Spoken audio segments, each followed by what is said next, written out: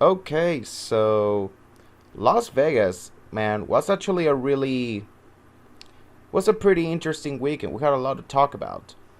So first of all, Truck Series race, man, Marcus Lemonis, he is the real MVP. The truck race was all about Marcus Lemonis and how he, through his company Camping World, he actually sponsored like 10 trucks, and all of them have pretty similar paint schemes. Um, yeah, I guess those spotters had to be paid overtime for that. Good luck to those spotters out there. I read a joke out there that said that maybe those spotters could get confused, and for good reason because all of those cars had pretty similar paint schemes. But for the most part, the race went on without a race went on pretty smoothly for the most part. Of course, like 5 or 6 Camping World cars were involved in accidents. I kind of lost count about 4 or 5, but there were plenty of them that were involved in accidents, and that's to be expected, of course. Now, the big story of the race was, of course, aside from John Hunter Nemechek winning and putting Kyle Busch Motorsports back on the map, or putting them back to prominence, is the fact that Kyle Busch, who finished second in that truck race, actually spun out, and many people saw this as a big deal because Kyle Busch was just running easy the whole race. He wasn't running like going for the win, and for good reason because now that he's got one hell of a driver behind the wheel of one of his trucks in John Hunter Nemechek, that's actually gonna be fighting for the championship. As a matter of fact, he could be one of the championship favorites. He could be one of the championship favorites this season, but Kyle Busch spinning out, it caused some controversy. Many people saying that, well, yeah, he had a flat tire, but he's Kyle Busch. He should be able to save that car under. Um, he should be able to save that car when it's running in first gear or second gear, even with a flat tire.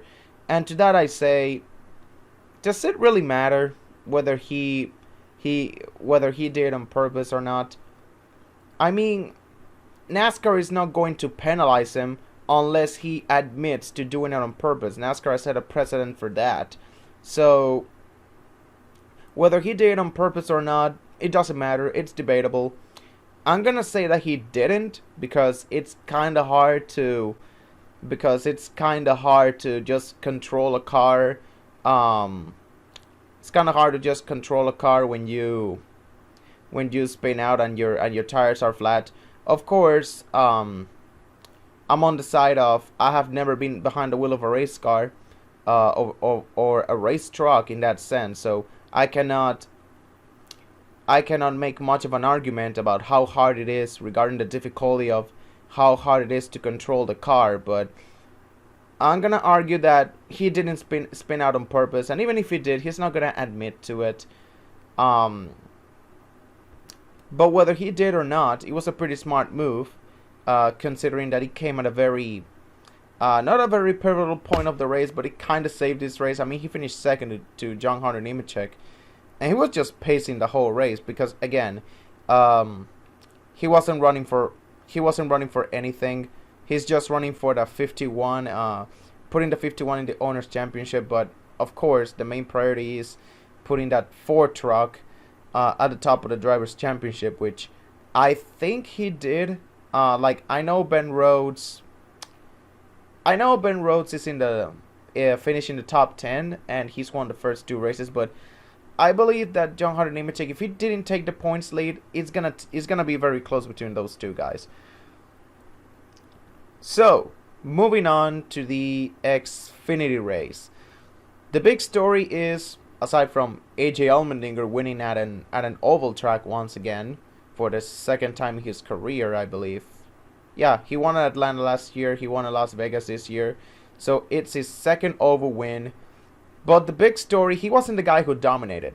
The guy who led the most laps was actually the guy who finished second to Allmendinger. It's just Mr. No Win himself, Daniel Hemrick, the guy who can never, ever seem to get the job done and win a NASCAR sanctioned race. Um, Whether it's by terrible luck or just not being able to get the job done, he is consistent, sure, but he can't seem to win races.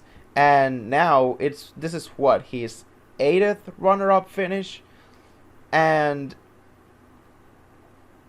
it looked like it will be the day. It looked like this will finally be the day, but once again, Eddie Allmendinger got him on a late restart. I think it was the final restart of the race that got him, and yeah, Allmendinger just pulled away and won. So not much of a story there. So moving on to the Cup Series. Oh my goodness, there's a handful to talk about. The racing in at the first during the first stage, especially, it was surprisingly good. Many people thought that just the Homestead race was a flash in the pan because Homestead is a very old track. It has a very old surface, but actually the racing carried over, or at least for the first stage, it carried over for at Las Vegas. Then of course stage 2, stage 3, as the race went on, cars started getting more spread out. The true contenders started showing their face, and of course as the race goes on, it just becomes the racing kind of loses its interest. But the guy who dominated, it was actually kind of a surprise. Kyle Larson. He kicks off his redemption tour by finally winning on a 1.5 mile. And this actually came as kind of a surprise to me, not only because this is Kyle Larson's first win at a 1.5 mile track, and he has been pretty good at 1.5 mile tracks throughout his career. It's just that he, like Daniel Hemrick, he just can't seem to get the job done at these type of racetracks. Now, of course, Larson has won at he's won at Richmond, he's won at Michigan, California. Those are his wheelhouses, but 1.5 miles have always been like good tracks for him. He performs good at them, but he cannot seem to win there until now. And he did it on a Hendrick car, of course, which once again, it may or may not speak volumes to what his real talent is, or how much of a mid-pack team Chip Ganassi Racing, that 42 car, was. But anyways, like I said, Kyle Larson starts off his redemption tour in big fashion because he was running top 10 at the Daytona 500. I think he finished 10th. And he got a chance to win until that last lap wreck, of course. He was in the lead pack there. He did a really good job at Daytona. Then at the Daytona road course, he got up to second before he just pulled a Larson, and he overdrove the car and hit one of the tire barriers. I think he finished 30th in that race, if my memory serves. Then Homestead. Homestead, he ran top 5. He finished 3rd. That was another great race for him. And now Las Vegas, he finally gets the job done. And this actually came as a surprise to me because I predicted that Larson would kind of struggle out of the gate, and it would take a while for him to win. I thought his first win would come on the Bristol Dirt Race, and then he will be contending for a few other wins. But he wouldn't win. He would win at quite a few stages here and there, and then he would just make it to the round of 12, round of 8. So this kind of came as a surprise to me because now that Larson won a race this early, that means that he has momentum that could carry over throughout the rest of the season. So my initial prediction for Larson was him winning only one race. I had him winning only one race. I could see him winning 2 now. I could see him winning 2 now because the Bristol Dirt Race is coming up. And it looks like he's going to be a force to reckon with at the 1.5 mile tracks because, once again, he's driving a better car than what that Chicken Ganassi Racing 42 was. He's driving the 5 car at Hendrick. And speaking of Hendrick, and not only Chevrolet and not just them, but also Chevrolet as a whole, they're looking pretty strong. They're looking pretty sporty. I gotta say, these Camaros are bad fast, and I believe that this is the year that Chevrolet will rise back to prominence and win the manufacturers' championship. And so far, Chevrolet as a whole, they're looking strong. They score back-to-back wins. Chevrolet has scored back-to-back wins. All 4 Hendrick cars, they're looking pretty good. They're looking pretty competitive.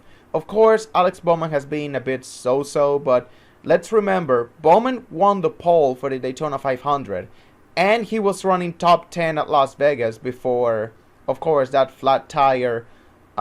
Before that flat tire caused him to pit late, but he got a nice run going on. Don't let that final result fool you. And JTG Doherty Racing, they're looking pretty good too. Stenhouse has finished top 15 in all 4 of his races. Ryan Preece, who doesn't have a charter by the way, has finished in the top 10 in his first 2 races.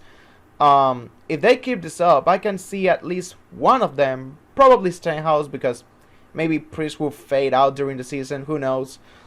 But as of right now, if I had to pick one of the 2 guys to make the playoffs, I'm gonna pick Stenhouse. I actually see one of the 2 JTG cars making the playoffs. They're doing good things out there, especially after that rough 2020.